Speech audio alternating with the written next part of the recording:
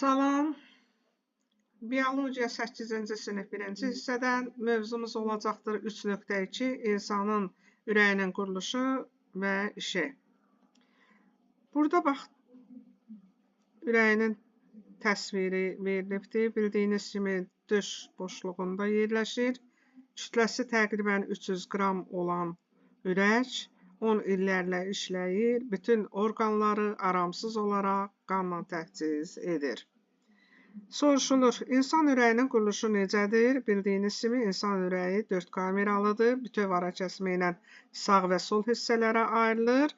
2 qulaqcıq, 2 mədəcik mövcuddur. Sizcə ürək nə üçün orqanizmin yorulmayan mühərriki adlandırılır? Ona görə ki, ürək əzələsi dayanmadan bütün ömrü boyu insan orqanizminin qanla təchizatını təmin etmiş olur.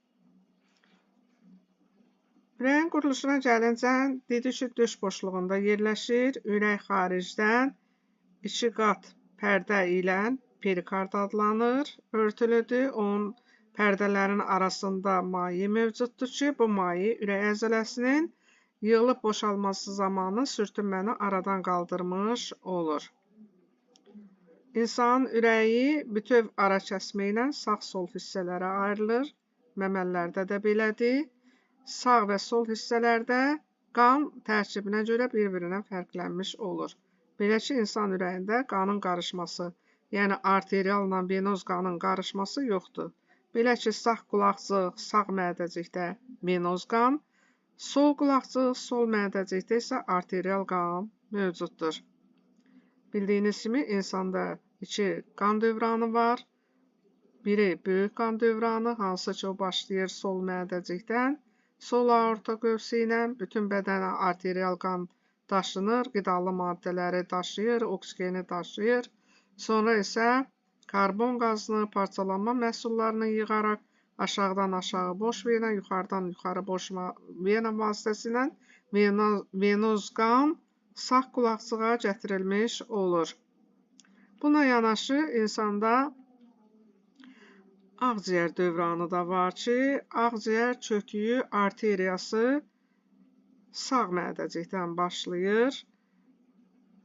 Sağ ağciyər arteriyası və sol ağciyər arteriyası vasitəsilə venoz qan ağciyərlərə aparılır. Orada venoz qan arterial qana çevrilmiş olur və yenidən ağciyər venaları, bax bu gördüyünüz sol ağciyər venaları və sağ ağciyər venaları hər ağciyərdən 2 vena, yəni ümumilikdə 4 vena damarı arterial qanı ürəyin sol qulaqcığına gətirmiş olur. Gördüyünüz kimi, böyük qan dövranı sol mədəcikdən başladığına görə ən çox iş görən sol mədəcik hesab olunur. Odur ki, onun əzələli divarı daha qalındır. Həmçinin qan insanın ürəyində bir tərəfli istiqamətdə qulaqcıqlardan mədəciklərə doğru, mədəciklərdən isə arteriya damarlarına doğru istiqamətlənmiş olur. Odur ki, bunların arasında qanın geri qayıtmasının qarşısını alan qapaqlar mövcuddur. Sağ qulaqcıqla sağ mədəciyin arasında, bax burada verilibdir 3 taylı qapaq. Sol qulaqcıqla sol mədəcik arasında isə 2 taylı qapaq mövcuddur ki, bu qulaqcıqların sistolası zamanı qanın mədəciklərə ötürülməsini təmin edəndən sonra mədəciklər yığılan zamanı qanın yenidən qulaqcığa qayıtmasının qarşısını alır. Böyük qan dövranına başlayan sol aorta qövsündən ilk olaraq taz damarları ayrılır. Onlar sağ taz arteriya və sol taz arteriyası adlanır ki, bu damarlar, arteriya damarları ürəyin əzələsini qanla, oksigenlə, qidalı maddələrlə təchizatını həyata keçirmiş olur. Mədəciklər yığılan zamanı qanın arteriyalara qovulması zamanı taylı qapaqlar qapalı, aypara qapaqlar isə açıq olur.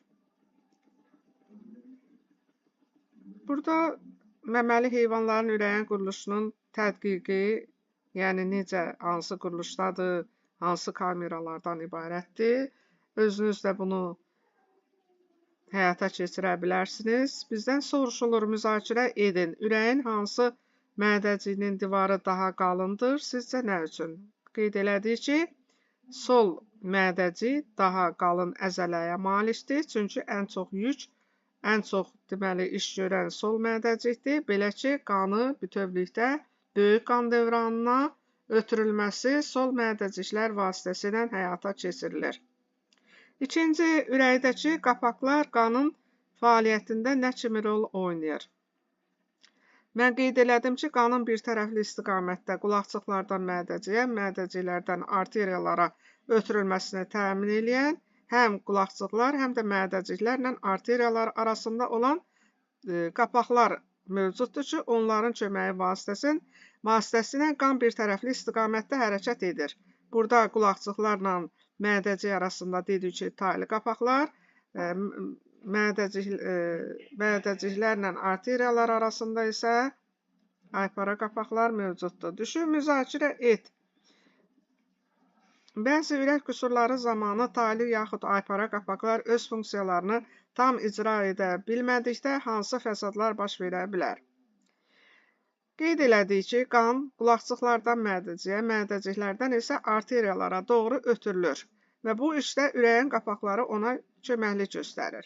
Belə ki, qulaqçıqlarla mədəciklər arasında olan taylı qapaqlar və mədəciklərlə arteriyalar arasında olan aypara qapaqlar qanın bir tərəfli istiqamətdə axmasını təmin edir.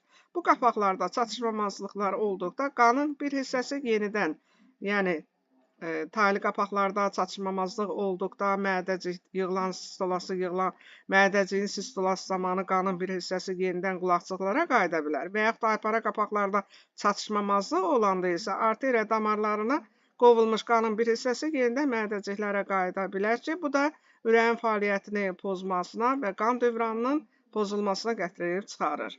Ürəyin işinə gəlincə, enli zolaqlı ürək əzələsi toxumasından təşkil olunmuş, ürəyin işi qeyri-iradidir. Yəni, bizim iradəmizdən asılı olmayaraq o öz iş prinsipini yerinə yetirir.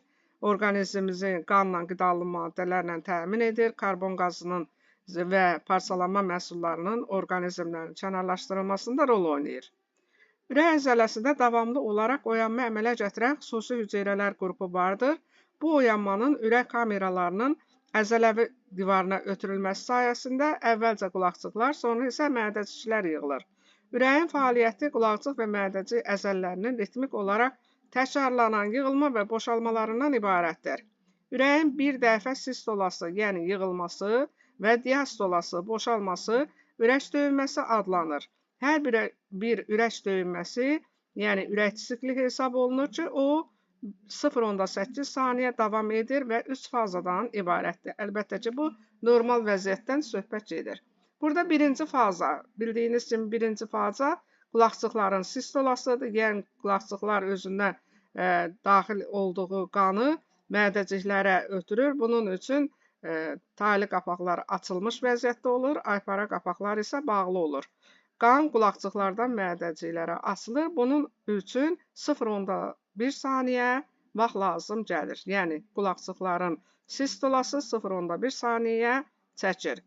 İkinci faza olacaq mədəciklərin sistolası. Burada mədəciklərə daxil olan qanın mədəciklərin sistolası sayəsində deməli, əzələli divarlar mədəciklərdə yığılmaqla aypara qapaqlar açılır. Bu zaman taylı qapaqlar qapalı olur.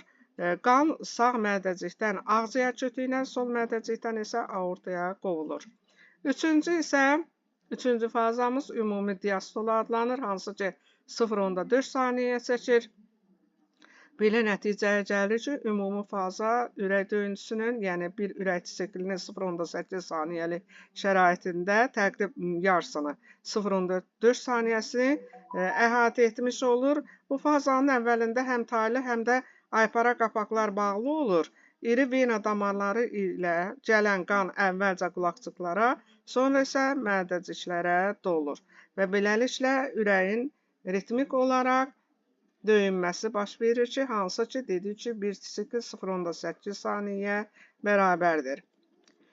Elektrokardiografiya Bildiyiniz kimi ürəyin biocəryanlarını elektrokardioqraf adlanan cihazla ölçürlər, qeyd edirlər. Bunun üçün xüsusi kağız üzərində elektrokardioqram adlanan, bax bu əyri alınır. Bunun üzərində P, Q, R, S və T hərfləri ilə bu deməli qeyd olunubdur. Bu 5 dişcikdir. Burada P dişciyi müvafiq olaraq qulaqçıqların sistolasına uyğun gəlir. Q, R, S dişciyi isə mədəciklərin sistolasının başlanğıcını, T dişciyi isə deməli mədəciklərin sistolasının qurtardığının sonunu müəyyən edir. T və P intervalı isə ümumi diastolaya uyğun gəlir. Yəni bildiyiniz kimi 0,8 saniyəlik sikl zamanı ürək əzələsi nə qədər işləyirsə, o qədər də istirahət etdirmiş olur ki, bunun da sayəsində uzun illər insanın ömrü boyu qanın dövr eləməsində ürək iştirak etmiş olur. Bu qədər, qalanları növbəti dərsimizdə. Sağ olun.